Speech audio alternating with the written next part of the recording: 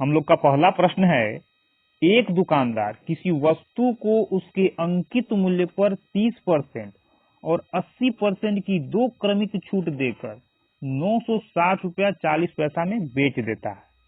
यदि उसके द्वारा कोई छूट नहीं दी गई होती तो वह 40% का लाभ अर्जित करता है, यानी दुकानदार को 40% का लाभ हो जाता। कब?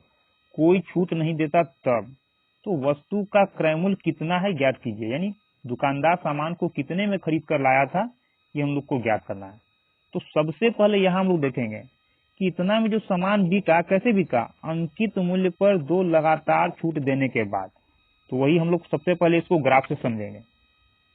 अंकित मूल्य यानी मार्केट प्राइस कुछ ना कुछ था, उस पर पहला डिस्काउंट दिया कितने परसेंट का, 30% का, यानी 30% रेट कम कर दिया तो कुछ ना कुछ रेट आया होगा। अब जो रेट आया उस पर फिर 80% का डिस्काउंट दिया, यानी 80% फिर रेट कम किया तो -80%, और फाइनल में वो इतना में बिक गया, 960 रुपया 40 पैसा में बिक गया, यानी सेल कर दिया गया 960 रुपया 40 पैसा में। इतना तक तो ठीक है, लेकिन आगे कहा यह जा रहा है कि यदि कोई छूट नहीं दिया जाता, दुकानदार कोई छूट देता ही नहीं, तो दुकानदार को 40% का लाभ होता। अब कोई छूट न देने का मतलब क्या हुआ? तो कोई छूट न देने का मतलब ये होता है कि दुकानदार सामान को अंकित मूल्य पर ही बेच देता है। अब इसका मतलब क्या हुआ, इसको हम लोग समझ लेते हैं कि अंकित मूल्य एक्चुअल में होता क्या है। मान लीजिए कोई सामान है, कोई डब्बा वाला सामान होगा, उस पर कुछ न कुछ रेट प्रिंट किया गया है। अब कितना रेट प्रिंट है? मान लीजिए कि रेट उस पर प्रिंट है 100 रुपया। जो प्रिंट है इसी प्रिंट को कहा जाता है MRP या MP, अंकित मूल्य। अब दुकानदार कोई छूट नहीं देगा, क्या बोला जा रहा है, कोई छूट नहीं देगा। कोई छूट न देने का मतलब है कि जितना छपा हुआ है दुकानदार उतना ही में सामान को बेच देगा, यानी क्या कर देगा, सेल कर देगा। तो MP यानी छपा हुआ रेट हम लोग का 100 रुपया, बेच भी रहा है 100 रुपया में ही। इसका मतलब क्या हुआ कि MP और SP दोनों सेम हो गया, जितना छपा हुआ था उतना ही में बेच दिया गया। जबकि छपे हुए वाले रेट को कहा जाता है मार्केट प्राइस, और जितना में बेचा जाता है उसको कहा जाता है सेलिंग प्राइस यानी विक्रय मूल्य। इसका मतलब ये हुआ कि जब दुकानदार कोई छूट नहीं देगा तो विक्रय मूल्य ही क्या होगा, अंकित मूल्य होगा, या अंकित मूल्य ही विक्रय मूल्य होगा। यहाँ 40% का लाभ का मतलब ये हो गया कि MP और SP दोनों क्या हो जाएगा, MP और SP दोनों सेम हो जाएगा। लेकिन 40% का लाभ का मतलब क्या हुआ, तो 40% लाभ का मतलब ये हुआ कि दुकानदार जितने में सामान खरीद कर लाता है उससे 40% बढ़ाकर बेचेगा, तभी तो 40 का लाभ होगा। तो 40% बढ़ाकर बेचेगा यानी +40%। तो जितना में खरीद कर सामान लाया था उतना से 40% बढ़ाकर बेचेगा तब उसको 40% का लाभ होगा। लेकिन कहा जा रहा है कि बिना छूट का बेच रहा है, यानी बिना छूट का मतलब अंकित मूल्य पर ही बेच रहा है, इसलिए हम लोग का अंकित मूल्य और विक्रय मूल्य दोनों यहाँ सेम हो गया। अब इसको हम लोग एक साथ पढ़ना शुरू करेंगे। क्या किया गया, जितना में खरीद कर लाया उससे 40% बढ़ाकर रेट अंकित किया, जितना अंकित किया उससे 30% घटाकर दूसरा छूट, पहला छूट दिया, और जितना छूट देकर के आया फिर उस पर 80% का छूट देने के बाद इतना में बिक गया। यानी लगातार हम लोग का बढ़ते जा रहा है, एक बार 40% का वृद्धि, दूसरे बार 30% का कमी, फिर तीसरे बार 80% का कमी, फाइनल में इतना में बिक गया। यानी कि CP से स्टार्ट करेंगे MP तक पहुंच जाएंगे, हम लोग का प्रश्न हल हो जाएगा। अब इसको हम लोग बनाना शुरू करेंगे। लिखेंगे CP और ये हो गया हम लोग का SP। क्या करना है, सबसे पहले 40% का क्या किया गया, वृद्धि किया गया 40% लाभ के लिए। तो हम लोग निकालेंगे 40% लाभ का मतलब क्या होता है, 40% का मतलब होता है 20 दूना 40, 20 पचे 100, यानी 5 में 2 का वृद्धि, यानी क्रय मूल्य यदि 5 तो अंकित मूल्य कितना हो जाएगा, 7 हो जाएगा। अब अंकित मूल्य आ गया, अंकित मूल्य पर 2 छूट दिया जा रहा है, पहला छूट 30%, तो 30% का मतलब क्या होता है 3/10 यानी 10 के सामान पर 3 का छूट, 10 के सामान पर 3 का छूट का मतलब 7 में बिकेगा। फिर 80% का छूट दे रहा है, तो 80% का मतलब कितना होता है, 20 चौक 80, 20 पचे 100। 5 के सामान पर 4 का छूट यानी 5 का सामान 4 कम यानी 1 में बिकेगा। अब फाइनल हम लोग का सीपी और एसपी आएगा, कितना हो जाएगा, 10 पचे 50, 50 पचे 250, इसको गुना करेंगे 7 सत्ते 49, ये आ गया हम लोग का। यानी कि यदि क्रय मूल्य 250 था तो फाइनल विक्रय मूल्य कितना आएगा, 49।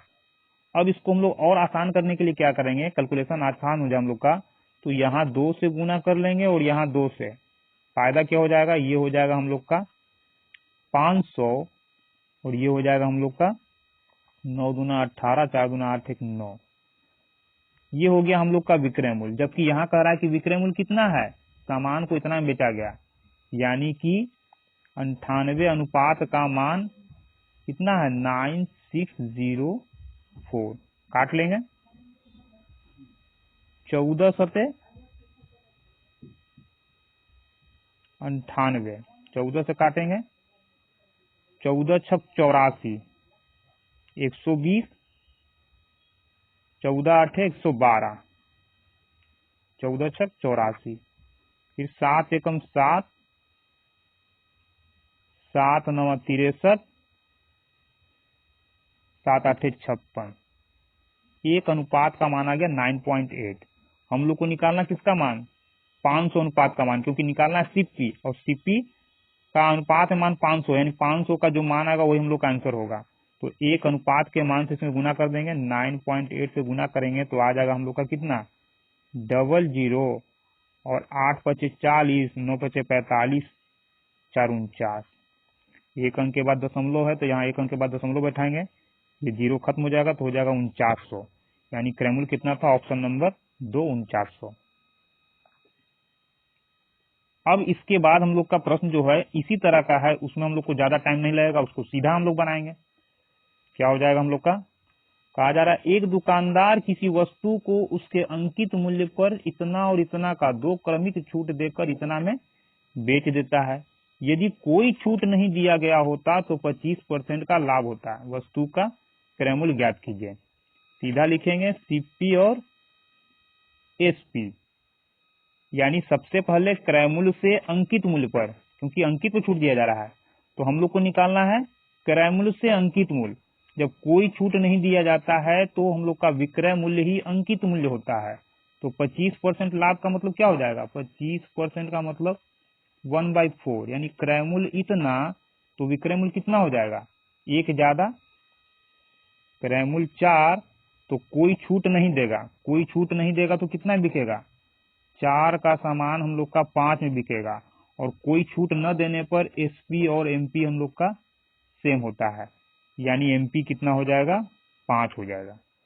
अब एमपी आ गया यानी अंकित मूल्य आ गया तो उस पर 84%, 44% का 2 छूट दे रहा है, दे देंगे। 84% का मतलब क्या हो जाएगा, 21 चौक 84, 25 चौक 100, यानी 25 का सामान 21 कम करके बिकेगा। तो 25 का सामान 21 कम यानी कितना में, 4 में। फिर 44% का कमी, तो 44% का छूट, 11 चौक 44, 25 चौक 100, 25 का सामान 11 कम, तो 25 का सामान 11 कम कितना में, 14 में बिक जाएगा। गुना कर लेंगे, 25 चौक 100, 100 में 25 से 2500, 14 5 70, 70 में 4 से 280, काट लेंगे, 0 से 0 गया। इसको और आसान बनाएंगे, 2 से यहाँ गुना करेंगे तो 2 से यहाँ भी गुना हो जाएगा, यहाँ हो जाएगा हम लोग का 500 और ये हो जाएगा हम लोग का 28 दूना 56, यानी कि क्रय मूल्य इतना, तो फाइनल विक्रय मूल्य यानी छूट के बाद का विक्रय मूल्य इतना, जबकि कह रहा कि छूट के बाद का विक्रय मूल्य ये है, तो कह सकते हैं 56 का मान ही 940.8 रुपया होगा। हम लोग को निकालना क्या, क्रय मूल्य यानी 500 अनुपात का मान, तो उसके लिए 1 अनुपात का मान निकालना होगा। तो काटेंगे 14 चौक 56, 14 छक 84, 14 सत्तर 98, 14 दूना 28, 4 एकम 4, 4 एकम 4, 4 छक 24, 4 आठे 32, 1 अनुपात का मान आ गया 16.8। हम लोग को चाहिए क्रय मूल्य यानी 500 अनुपात का मान, तो इसमें 1 अनुपात के मान से यानी 16.8 से गुना कर लेंगे तो कितना आ जाएगा, 00 है तो 00 देंगे, 8 पचे 40, 16 पचे 80, 4 84, एक अंक के बाद दशमलव है तो एक अंक के बाद दशमलव देंगे, दशमलव के बाद ये कहानी खत्म तो हो जाएगा 8400। ऑप्शन नंबर 2 हम लोग का आंसर होगा, क्रय मूल्य कितना हो जाएगा, 8400।